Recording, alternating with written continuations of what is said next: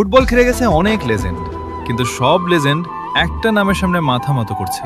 ওই নামটা Cristiano Ronaldo. পেলে বলেছেন, রোনালদো সর্বকালের সেরা খেলোয়াড়, ওর মতো অ্যাথলেট আমি দেখি নাই। দিয়েগো মারাদোনা বলেছিলেন, রোনালদোর সাথে কারো তুলনা হয় না, ওর মতো কেউ হতে পারবে না। জিদান বলেছেন, রোনালদো আমার দেখা সর্বকালের সেরা খেলোয়াড়, ওর মেন্টালিটি অবিশ্বাস্য। রোনালদিনহো বলেছেন, রোনালদো ফুটবলটাকে অন্য লেভেলে নিয়ে গেছে, আমি ওকে সম্মান করি।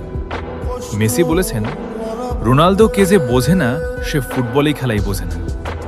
নেইমার বলেছেন, রোনালদো একজন কিংবদন্তি, তার খেলা দেখলে যে কেউ তার প্রেমে পড়বে।